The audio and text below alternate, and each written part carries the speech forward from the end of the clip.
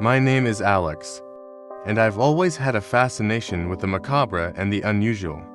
When I heard about the Sinister Sideshow, an old circus that had long been abandoned, I couldn't resist the temptation to explore its haunting mysteries.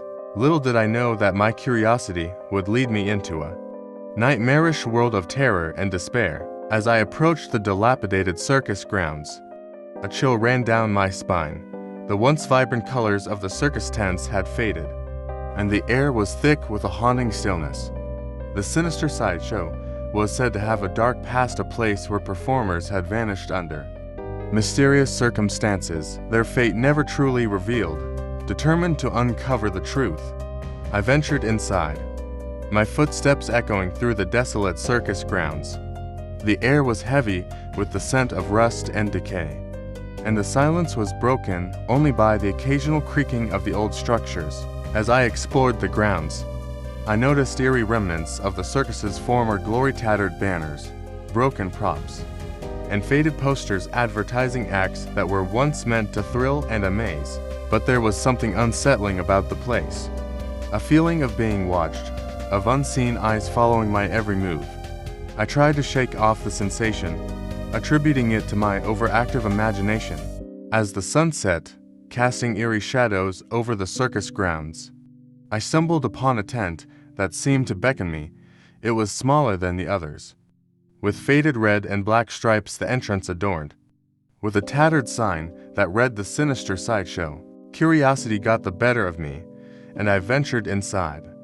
The air was thick with the scent of old sawdust, and the darkness seemed to envelop me. Suddenly, a dim light flickered to life, revealing a collection of eerie exhibits, macabre and grotesque figures that sent a chill down my spine.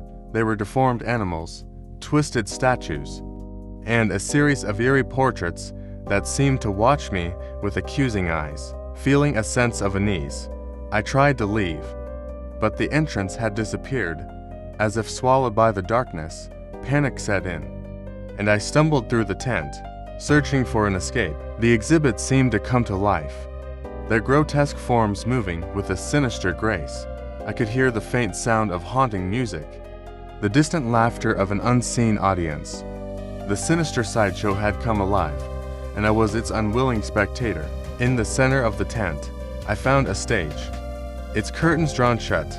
As I approached, a cold gust of wind swept through the tent, and the curtains billowed open, revealing a haunting sight: a life-size doll, its porcelain face frozen in a haunting grin. The doll's eyes seemed to follow me, and I felt a malevolent presence in the room.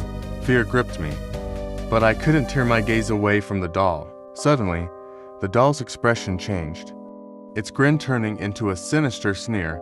I felt a shiver run down my spine, and the air grew thick with a chilling aura. The haunting music grew louder, and the dolls on the stage seemed to come to life, their lifeless eyes glinting with an otherworldly light.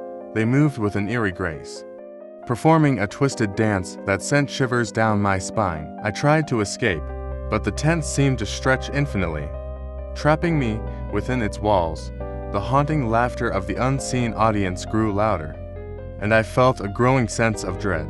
As the doll dance continued, the atmosphere became suffocating, and the malevolent presence in the room intensified. I knew I had to break free from this nightmarish nightmare, but every attempt to escape was met with an unseen force, pulling me back into the twisted circus. With desperation fueling my resolve, I mustered the courage to confront the doll at the center of the stage. The malevolent presence seemed to grow stronger, but I refused to back down. "I won't be a part of your show," I shouted, my voice trembling. The doll's grin widened, and I felt a surge of malevolence wash over me. It was as if the sinister circus itself was trying to consume my very soul. But I couldn't let fear control me.